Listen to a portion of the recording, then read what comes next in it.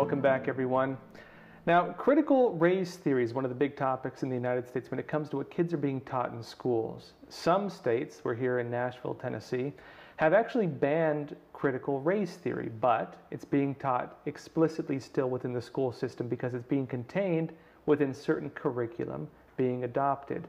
So to learn more about this, we're sitting here right now with Robin Steenman. She's an Air Force officer, former, and she's also with Moms for Liberty. And Robin, it's a real pleasure having you on Crossroads. Thank you. Thanks for having me. So I guess just first off, what is this issue kids are facing right now? How would you describe critical race theory as it relates to what you're seeing locally here? I can describe critical race theory for a child based on the experience that my child has had. And that would be, I dropped her off in school one day, and she was colorblind. If she saw a kid on the playground, she would describe them by the color of their shirt, or that they had cool sneakers that maybe she wanted a pair, or the hair color, but she would never mention skin color. And I picked her up that day, and suddenly she's talking to me about black kids and white kids, and how the black school was worse than the white school, and how the white people were mean. And that was a 13-minute video that was shown to her. Now she sees black and white.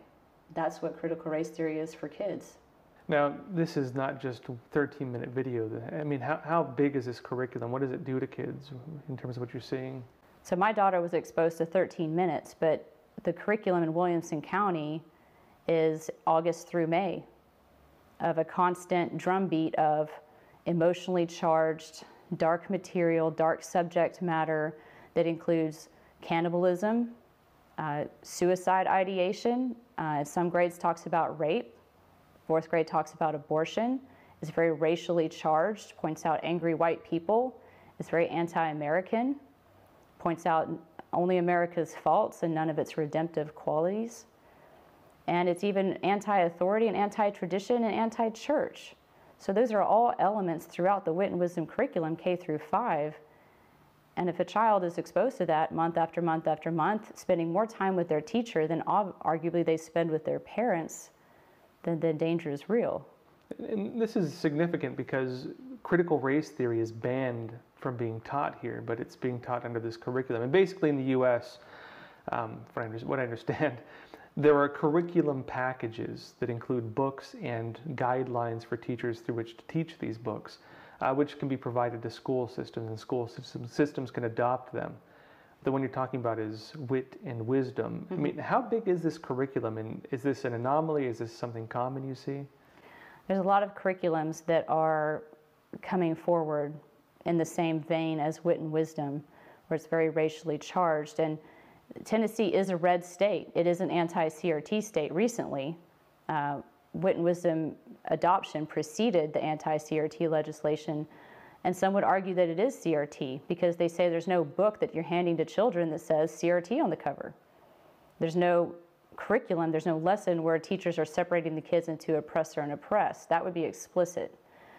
And some of the material within Wit and Wisdom is explicitly CRT, but most of it is implicit. It's the drumbeat in the background, the constant pushing and pushing to look at the angry white faces, to the vocabulary words that they choose are unjust, unfair, violent. You expose a kid to that day after day for an hour a day, then they're going to get the message whether the textbook says CRT or not.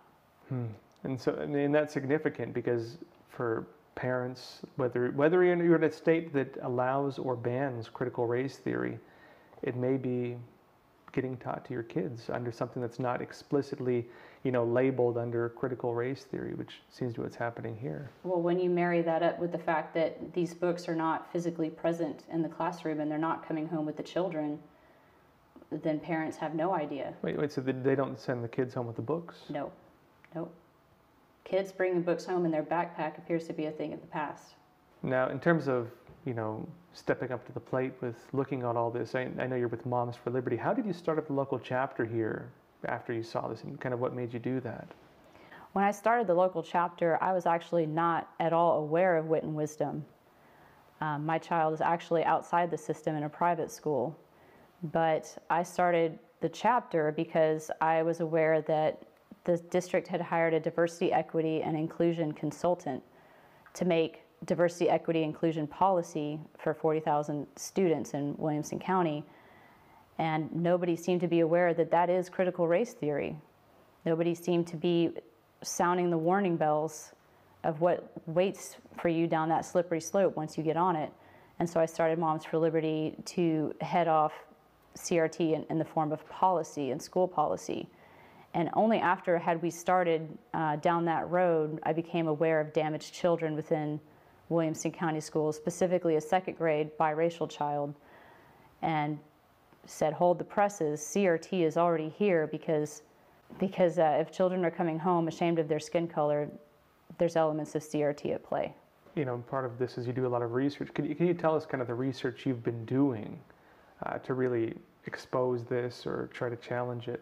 We pulled a list of we looked at wit and wisdom. We understood that the K through 5 was Great Minds Wit and Wisdom curriculum. We started to look into it. When was it adopted? Well, it was adopted in March of 2020, right when COVID was kicking off. So I would say that not many people were paying attention to the new curriculum adoption or the textbook review right about that time, and they unanimously voted to adopt, and therefore it was in the schools starting in August. I would also submit that nobody was paying that much attention to the curriculum back then because we're more concerned about quarantines and the masking of kids and distance learning versus in-person learning. Only with the effects of it in the civil rights curriculum did it start to come to a head. Yeah, and so you mentioned this biracial child that came home, had been indoctrinated by this. What happened to this kid? His mother was actually doing the lessons with him. It was a distance learning on the Chromebook. And she sat at the table and she thought that the curriculum or the content was pretty dark, pretty divisive. He didn't enjoy it. But then she noticed a change in his demeanor. Both parents did, that suddenly the child was more depressed, more dejected, not usual happy self. And they start to try to understand why, what brought about the change. And it comes out that he's ashamed to be half white. He's ashamed to be an American. He has a major problem on his hands because he has a white father and a Thai mom. And how does a child of 7 or 8 years old reconcile those things between, you're good or bad based on your skin color? So I guess seeing all this, of course you're with Moms for Liberty. I mean, what kind of research have you done? What have you been able to do in terms of pushing back against this, and how have you done it? Well, once we understood there's a problem with the curriculum, we pivoted our resources and started to look into the curriculum. It was only a year old, and we pulled the reading list. And those books, of course, were digitally for the students, so we bought, every parent volunteered. We divvied up the books, and a parent of a 4th grader said, I'll take the 4th grade books. A parent of a 2nd grader said, I'll take the 2nd grade books.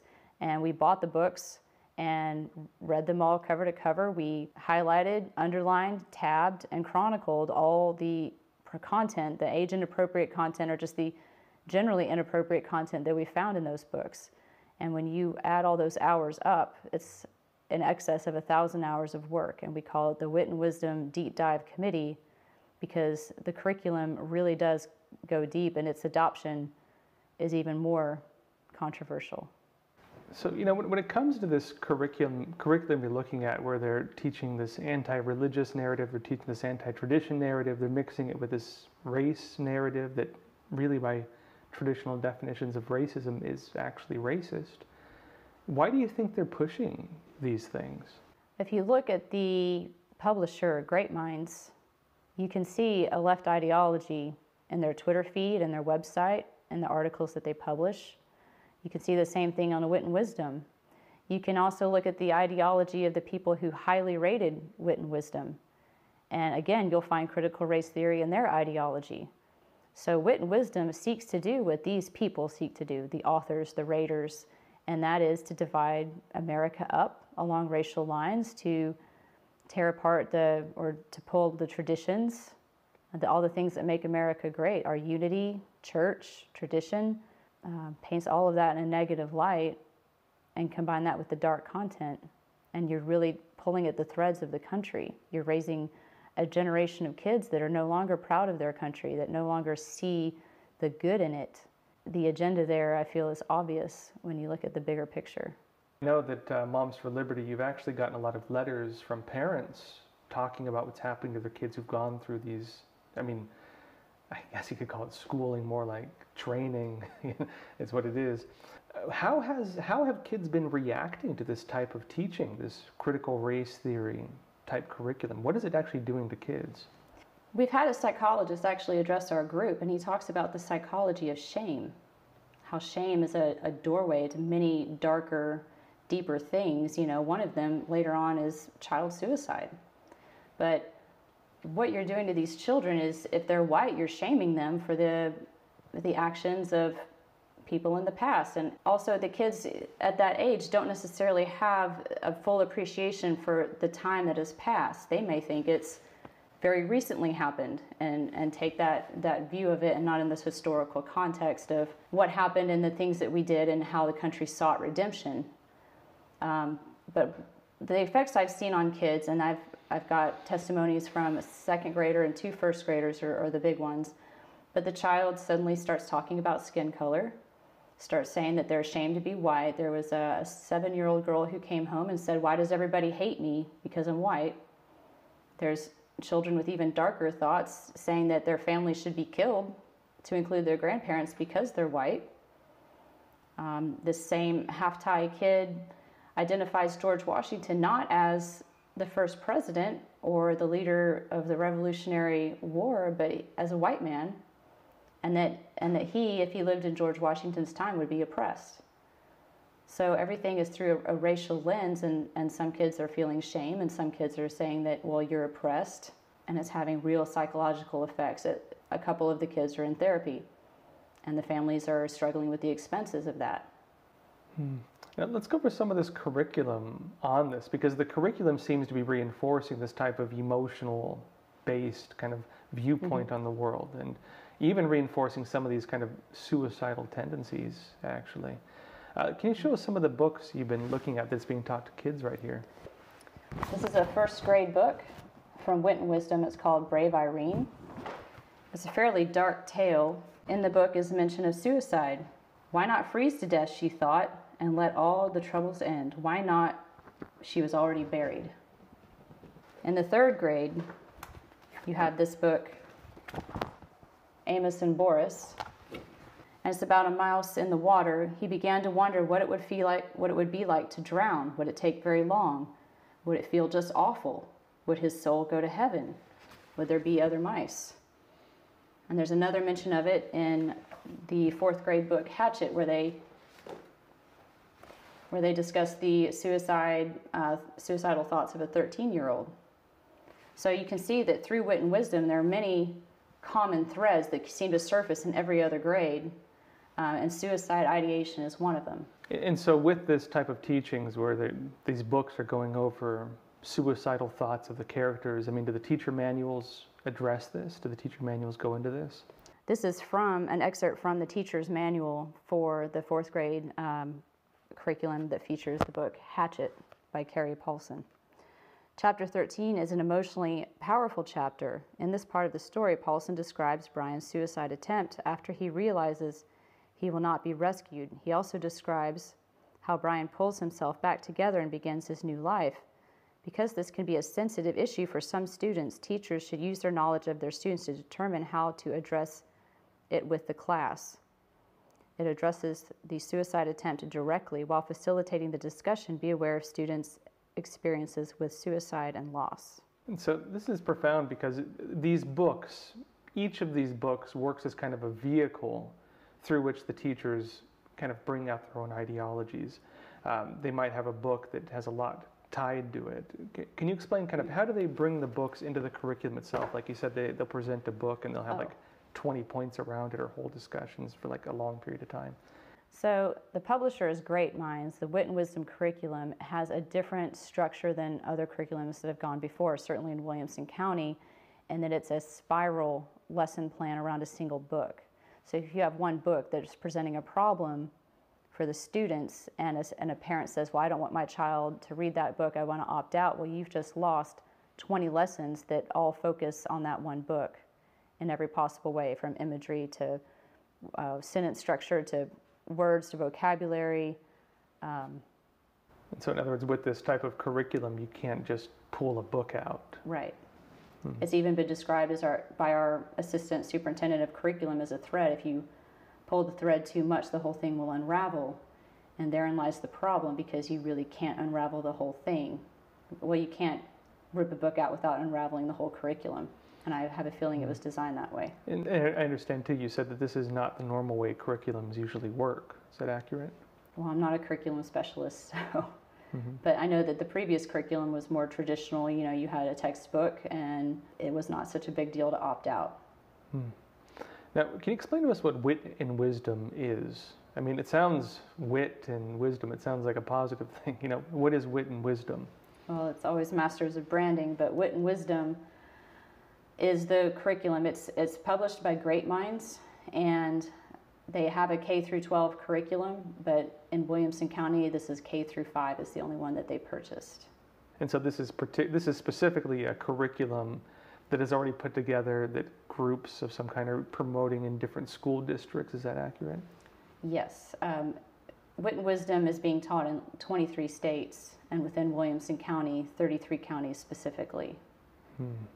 And so, can we go over some of the books you were talking about here? Like we talked about one of them, one element of this curriculum is a repeated theme of suicide, and even has guidance for the teachers to talk about suicide with the kids.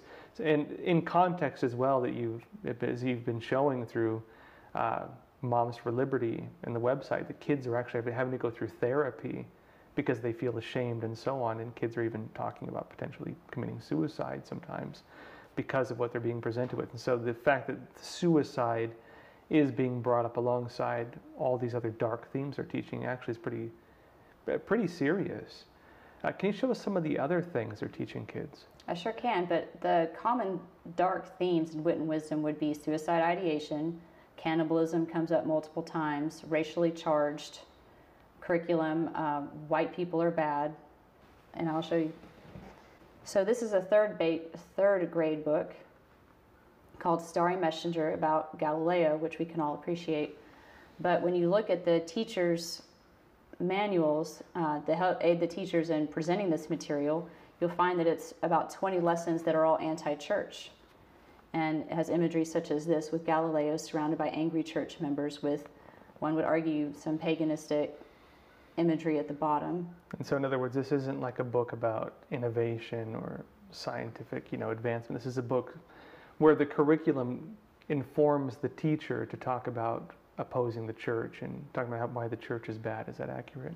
That's accurate. So they do talk about Galileo's accomplishments, but while they do that, they just beat in the church. The church is bad. The church persecuted him. The church was wrong. It was mean. And this is framed as well in the context of the other stuff they will have been teaching the kids by this point, where they're bringing about the idea of persecution in this regard, right? The racial framing of it, and hitting kids with this kind of conscious and even unconscious symbolism in terms of making them recognize this stuff everywhere. And so, in other words, the kids will have been emotionally agitated alongside these keywords already. Well, if you think about a child that's gone to Sunday school up until the third grade, learns the Bible, and then suddenly they go to third grade class and they learn about Galileo, and then they're told repeatedly that the church is bad, that the church persecuted him. Then they're not going to get that context. You've got the book here where it's explicit. It says he was tried in the Pope's court and everyone could see that the stars had left his eyes. That's explicit. But then implicitly you continue to beat into them over and over again. The church was bad. The church did this. The church, he was trying to do something great, but the church held him back. And that's not that it didn't happen in history, but it's the implicit part of it when you just keep hitting on it again and again and again, when perhaps you should be hitting on Galileo's accomplishments and his thinking again and again and again outside the anti-church rhetoric. Because that's what a child is going to internalize and take home with them. So when it comes to how they're framing Galileo and the purpose they have in telling his story, what do the teachers' manuals say about this? It's also pushing an anti-tradition narrative, which I think plays a lot into the progressive left of eschewing tradition, in favor of the new order of things. So that's another tack that the Galileo book takes, is anti-tradition as well. And of course, this is in context too, that the kids are being indoctrinated on several levels. They're being taught the ideas of, what it means when there's a type of discrimination, as they call it. And any kind of body that engages in that is like the most evil thing that they've been presented with. And so if they're painting the church and even tradition along those same lines, then kids will begin to associate those elements, religion and tradition, with the same force they've been taught to hate. Is this kind of what you're seeing? Yes. Right. So what are some of the other books you have that are being taught to kids right now? This is second grade, Ruby Bridges Goes to School. A lot of people have argued that since it's about a 6-year-old girl, then it's completely appropriate to teach to 6-year-old kids. But the fallibility of that argument is obvious, and that there's a lot of things that have happened to 6-year-olds that are not appropriate to tell their 6-year-olds about. In this book, though, it's a well-known Norman Rockwell painting, but as you can see in the background, faintly, is the N-word. And most students, I would submit, probably overlooked that. Possibly a lot of adults would overlook it too, but just in case the kids do overlook it, the teacher's manual brings them back to that word, points it out, mentions it as a racial slur, hate speech. It says to think deeply about what they notice and wonder about the images. Pause to give students extra time to notice the details of the photograph. Show picture including N-word in the background. And so the teacher manuals really that are provided with this curriculum really instruct the teachers to get the kids to think along a set trajectory towards a set conclusion, it seems. Right. They're not going to speak on the merits of what's happening in this photo. They're going to say, how does it make you feel? How does the N-word make you feel? And I would submit that most second graders have no idea the N-word. They've never heard it in their life, but they're going to learn it in the second grade. And is that right? This is interesting. So they teach kids about feelings. It's how does it make you feel, not trying to analyze it or talking about the context or anything like that. Right, and if you look in the bigger context of, so why are we doing social and emotional learning? Why is it all about feelings? The answer to that is because emotions are never wrong.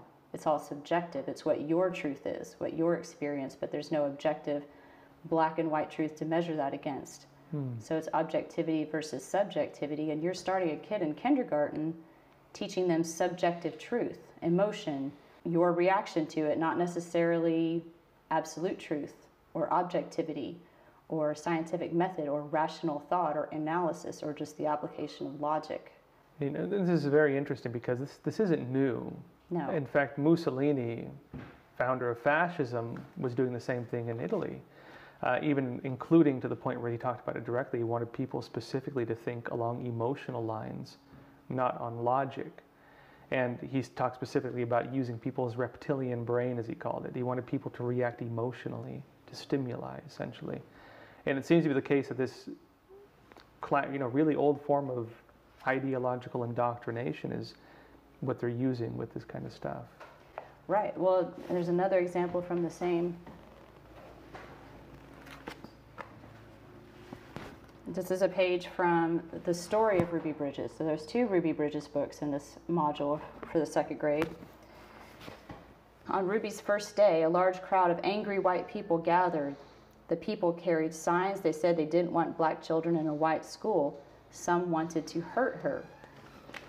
Now, if you look in the teacher's manual, they're going to analyze this page, and the teacher's manual instructs the teacher, point out the angry white faces, ask the children how it makes them feel. Create a nonverbal sign for injustice. Let's talk about injustice. This is very significant because we were talking briefly about indoctrination. This is classic propaganda, actually. In fact, the way that Dr. Pavlov, the story about Pavlov's dog, where they have the dog and they ring the bell and the dog salivates, that was specifically how the Soviets brainwashed people. They used that method. Where essentially you get people to react emotionally. You have an unconscious reaction, and they teach you to associate that reaction with a stimuli, the sound of a bell, white faces, and by embedding that feeling, making you reflect on that feeling and focusing on that feeling, you begin to associate that feeling with the stimuli. Do you see this as being a kind of a common thread with how this whole education system works? Yes, I do. Yes, I mean, even on another page, the crowd seemed ready to kill her. Now, there's a lot of things to learn about the story of Ruby Bridges. There's even redemption in this story if you'll teach it. I mean, there's bravery about the little girl, you know, and yes, there are people on the wrong side of history, but there were people on the right side of history as well. Are they ever mentioned? Not particularly outside of the teacher. And what about the story of redemption in the form of the Civil Rights Act and the healing of our country? None of that's taught. Instead, a second grader is going to go home and say and remember that the angry white people wanted to kill her. That's what's going to stay in their brain, and they're going to look at the color of their own skin and associate themselves, and that's where you get shame in a child. And so with all this, you know, what kind of message are the kids bringing home from this? What do you see the kids actually taking home from these things? They're taking home a narrative of angry white people that want to hurt a black child. And that is evil. And that's all they're absorbing, that they're really remembering. There's no message of redemption. And even the end of the book is not a happy one. It talks about how she hurried through the mob as usual and went on to pray for them. Please, God, try to forgive those people, because even if they say those bad things, they don't know what they're doing. Now, in terms of the other books, I mean, what else are kids being shown? In terms of other racially charged curriculum, it's not just black versus white, but there's a book called Separate is Never Equal that talks about Mexican children versus white children. And I'll read from it. Mexican children, quote, they have problems with lice, impetigo, and tuberculosis. They have generally dirty hands, face, neck, and ears. Mexican schools are inferior to whites in personal hygienes. It talks about their scholastic ability. What other respects are they inferior? The answer is their economic outlook and their clothing and in their ability to take part in the activities of the school. White students are superior to Mexicans. So, of course, we as adults can read this book and know that that's not true. But a second grader doesn't have that kind of discernment, and never in this book does it actually refute these claims. It's about the Mexican children who want to go to the white school, but the students are marinating in Mexican inferiority to white kids for how many lessons a day? Now, and I think in terms of the big picture with all this, you know, what would you say the running theme of this whole curriculum is? So the running theme of the whole curriculum is emotion, and in whichever way that you can get it. So if it's anti-church, that will stir up emotion. Anti-police, anti-firemen, anti-tradition, especially the racially charged parts. Of course, that will stir up emotion. Suicide ideation, angry, you know, the imagery in K through 5 in a lot of these books is angry faces. You're very hard pressed to find a smiling illustration in any of these books. And if you have a child that's started the school year in August all the way through May, and you have an entire parade of books with angry imagery and dark subject matter, they're not going to be affected from August till May. And especially in the civil rights curriculum for grade 2, where it's 9 straight weeks of angry white people, then absolutely that's going to have an effect on a child. I can say that a lot of our parents that have been combing this curriculum have been depressed themselves after being neck deep in it. So if it's having an effect on the adults that are reading it for their child, then the effect on the children is immeasurable and will play out in later years. We'd rather not see how that plays out, though. Now, I know that your organization, Moms for Liberty, is trying to do something about this. Can you tell me, just I guess last question, you know, what is it that makes you want to step up to the plate to kind of try to change things? And for people watching this, what would you tell them in terms of how, you know, what they can do at home? I see a lot of documentation about critical race theory in work and in institutions, you know, be it the CIA, even the military, Koch, Lockheed. And in my view, that those are all rationally thinking, critically thinking adults that should be able to screen out the nonsense and can stand up for themselves in the room if they have the courage to do so. But when you start putting this stuff in front of kindergartners, first graders, second graders who have not achieved critical thinking yet, and they really are a defenseless target. And when you start targeting defenseless people, that's where I get riled up, and that's where I come in. Now, in terms of your organization and what you've seen works in terms of standing up to this, any recommendations for people at home what they can do? To find the courage to stand up, and you'll find yourself in the league with some extraordinary people. And we use the hashtag a lot within our group of shoulder to shoulder. Shoulder to shoulder, we stand together, we have each other's backs, and we're standing for what we believe is a good cause, for the right in the world, for the defense of our children. Our children have a right to a good education, reading, writing, and arithmetic. There's other parents that would argue they want systemic racism and certain values to be taught to their children. Well, then they can teach that at home.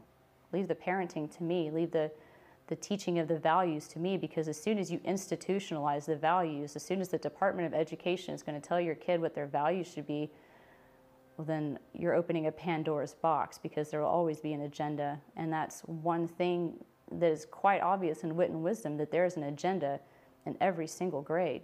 Some modules more obvious than others, but even the ones that are subtle are there. It's the implicit curriculum that your children are absorbing every single day. And so what is a parent to do? You see your child off at the bus stop, you've packed their lunch, you tell them to have a good day at school, but you can stress if your child's going to have a loss of innocence or be subjected to age-inappropriate material. In the 4th grade, subjects such as rape and murder of innocent children and burning down of houses, that's not something I'd want my 4th grader to be exposed to. They're going to come home a little bit damaged. Some kids have come home traumatized. So what is that family to do when they're waiting at the bus stop for little Johnny to get off the bus and he is emotionally traumatized? And once you do that to a child, it's not something you undo with the snap of a finger. Those kids are in therapy. Those families are working through it. And the families are finding that the damage is long-term. They can take that kid out of the school, they can remove the kid from the situation, but the ideology that's been implanted in their head is still there, and it will take time. And that's to say that those are the parents that are aware of it, that know to counteract it, that know to pull their kid out of the school. But what about the parents that are busy and they're not paying attention quite as much, or perhaps their child is just not as vocal, and they have no idea that these things are being embedded and taking root? And then that child goes up through high school, and you don't have a critical thinker. You don't have a free thinker at that point. You have an emotional thinker, because emotion is never wrong. It's all subjective. It's what their truth is, how they feel about it. Well, then that's the right thing. And you marry that up with action civics, which the Biden administration is pushing at the high school level. Well, what is action civics? Protest. So you have indoctrinated a child, K through 5th, 6th grade, into emotional thinking and reaction and darkness, and then you give them action civics. And if we think that the summer of 2020 was bad, we'll give it another 20 years and see what happens. Hey, Robin, thank you for being on Crossroads. Thanks, Joshua.